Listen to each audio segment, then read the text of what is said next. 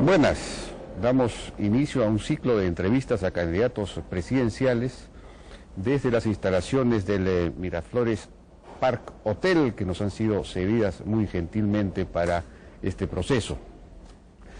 Damos inicio a este ciclo con una entrevista a la candidata presidencial por Fuerza 2011, Keiko Fujimori. Keiko, buenas, ¿qué tal? Buenas noches, Jaime. Quizá la principal o una de las principales observaciones que se ha hecho a tu candidatura es la juventud, una persona muy joven, sin experiencia. Entonces quizás podamos comenzar por ahí. Tu experiencia pública, por ejemplo, es una experiencia, claro, que se remonta a los 19 años, pero realmente, ¿cuál era tu función en esa época?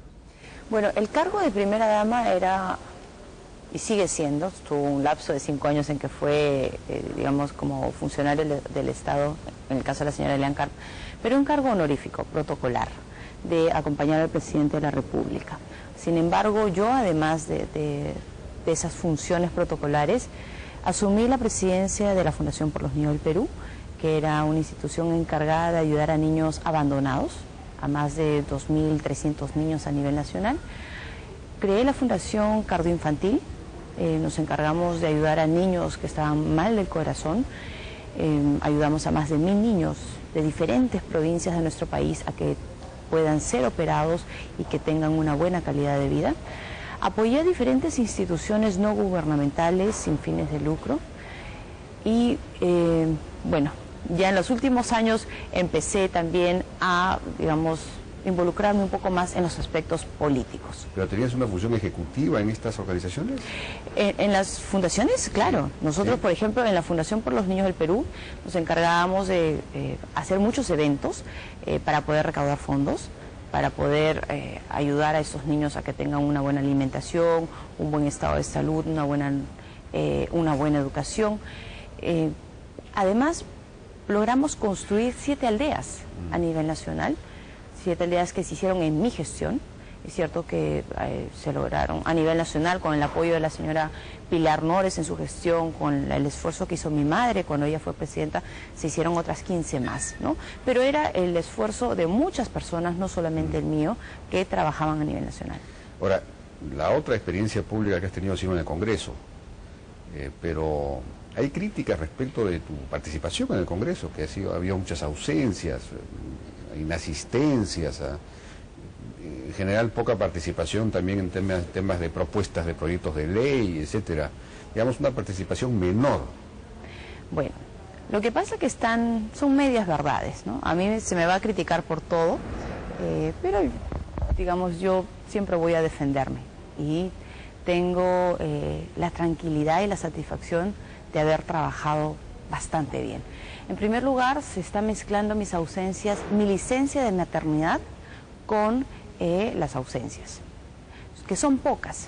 Yo he trabajado como miembro titular de la Comisión de Economía durante todos estos años y luego he ido variando en diferentes comisiones, Comisión de Vivienda, en la Comisión de Mujer, en la Comisión de Presupuesto, en la Comisión de Comercio Exterior. Pero aquí tenía unas cifras que me decían que, bueno, hay una gran cantidad de ausencias. En el último año, por ejemplo, hay, ¿cuántas? Como 40 ausencias. No. De los plenos, ¿no? De los cuales 11 se justificarían por la maternidad. No es cierto tampoco. Lo que pasa es que hay eventos. Nosotros en el Congreso tenemos 3 tipos de funciones: el de representatividad, el de legislar y el de fiscalizar. Y cuando tenemos que participar en otros eventos, ¿no?, por actos de representación, solicitamos justamente este tipo de licencias para hacer estos otros eventos. Ausencias injustificadas creo que tengo 10 durante estos 5 años. Ya. Con referencia a mis proyectos de ley, porque esa es la otra crítica que se le hace a mi persona. Nosotros hemos presentado en la bancada fujimorista cerca de 150 o 180 iniciativas de ley. Propias mías, yo he presentado cerca de 20 y son cerca de 9 o 10 que son ley en estos momentos. ¿No son 5 las leyes? 5 la información que tengo. No, esa es de la información que tú tienes desde hace un año. Ajá. ¿Ya? El último paquete de proyectos que yo presenté, que ahora son ley, es el paquete de lucha contra la delincuencia, en el que hemos aprobado, por ejemplo, la ley para quitarle beneficios penitenciarios a los que cometen delitos graves. Se ha regulado también los beneficios para los delincuentes que reinciden o los habituales, aquellos que cometen más de 3 delitos en menos de 5 años. Se ha legislado también la confesión sincera. Antes, cuando uno confesaba, incluso muchas veces conseguía la libertad. Todo esto se ha regulado de tal manera que se ha puesto mucho más estricto las leyes en contra de la delincuencia. Todas estas leyes, si bien es cierto, han habido una serie de congresistas que también han propuesto, son iniciativas mías que hoy han sido aprobadas. ¿Cuál es tu percepción acerca del Congreso? ¿El Congreso necesitaría alguna clase de reforma? ¿El Congreso funciona bien? Te lo digo, pero pregunto porque el fujimorismo es un partido que nació, digamos, cerrando un Congreso. Entonces, ¿cuál es tu relación, con tu percepción del Congreso, tu relación con el Congreso? Bueno, con la idea del Congreso.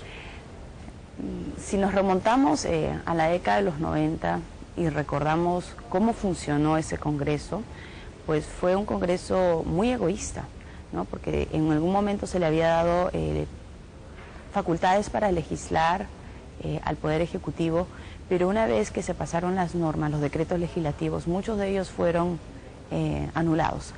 Recordemos también que la ley de presupuesto del año 91 no fue aprobado, ¿no? Fue aprobada en contra de las opiniones del Poder Ejecutivo. Entonces fue un Congreso muy confrontacional, no constructivo, que lo único que hacía era boicotear los proyectos del Poder Ejecutivo de mi padre. Fue un momento único, excepcional, porque teníamos el terrorismo y la hiperinflación. Entonces, por eso mi padre tomó esta medida. Yo jamás cerraré un Congreso, jamás. Pero ese mismo Congreso aprobó los decretos legislativos vinculados a la reforma económica, es decir, estaba de acuerdo con lo fundamental que era la reforma económica. Hubo una discusión sobre los decretos legislativos de pacificación, eso sí es cierto, ahí fueron derogados varios, pero ahí, en fin, Mario Vargas Llosa probablemente no hubiese cerrado el Congreso, si decíamos, tú has justificado el cierre del Congreso por las circunstancias, pero ¿tú crees que Vargas Llosa lo hubiera cerrado? Bueno, yo no sé qué opina el señor Mario Vargas Llosa, pero yo te estoy dando la opinión desde el punto de vista fujimorista. Fue un momento único, realmente importantísimo para nuestro país, porque después del cierre se hizo la convocatoria del Congreso Constituyente y se trabajó la Constitución de 1993, que permitió sentar las bases de toda la reforma económica en nuestro país. Entonces, si bien es cierto, sí, esto no debe volver a repetirse nunca más, fue necesario en ese momento. ¿Y cuál es mi relación? Perdóname, Jaime, no te he terminado de contestar. ¿Cuál es mi relación en estos momentos con las otras bancadas? ¿Qué es lo que yo considero o qué pienso del Congreso actual? Yo considero que en estos últimos años, a pesar de que no hay una alianza o, digamos, un pacto entre todos los grupos políticos, en los temas de materia económica, hay grupos responsables, como el nuestro, como el de Unidad Nacional, incluso Perú Posible, ¿no? En que nos hemos puesto de acuerdo, porque para nosotros lo principal son los intereses de nuestro país, y hemos votado de acuerdo a nuestra convicción. Que se nos critica por haber actuado así, bueno, no hemos votado en contra de lo que nosotros no pensamos.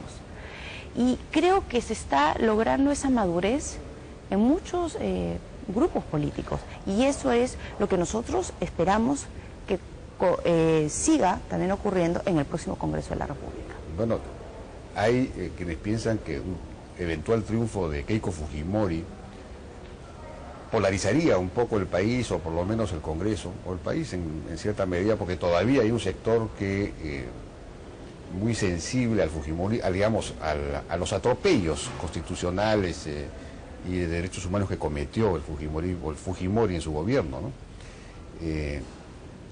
Hay grupos que no quieren saber nada con el Fujimorismo, hay un antifujimorismo muy fuerte en ciertos sectores. ¿Cómo manejaría eso? Bueno, si uno hace un análisis de las encuestas en los últimos años, creo que este sentimiento anti, ese sentimiento en contra ha ido disminuyendo conforme pasan los años. Y esto va a continuar así, porque yo creo que la historia le va a dar su lugar, su reconocimiento al gobierno de mi padre, que ha tenido errores, por supuesto, pero cuando uno mira las cosas sin apasionamiento político, uno puede ver los resultados, las obras, los logros, que fueron fundamental para todo este crecimiento y este estado competitivo en el que estamos trabajando juntos, muchos gobiernos, pero se ha seguido un rumbo que se ha continuado en los últimos 20 años. ¿Qué hacer para, digamos, no seguir confrontándonos? Pues tenemos que dejar nuestras grandes diferencias, no, digamos, guiarnos de nuestras pasiones o del sentimiento del corazón, sino utilizar más la razón para poder tomar decisiones. Y para culminar esta parte, ¿cuáles serían los errores principales que cometió su padre, Alberto Fujimori, en su gobierno? ¿Qué autocrítica finalmente se puede hacer, que es una cosa que se le demanda al fujimorismo, ¿no? Sí. Bueno, para mí el más grave error fue haber mantenido al señor Montesinos al lado de mi padre, el haber confiado demasiado en él, el no haber fiscalizado y no haber tenido una política más proactiva en la lucha contra la corrupción. Considero también que el haber creado tantos partidos políticos no permitió consolidar mejor el fujimorismo. Yo aspiro a que en Fuerza 2011 se convierta en el partido único del fujimorismo y a partir de ahora podamos crear un gran partido. Bueno, sobre el tema del partido vamos a realizar después una breve pausa.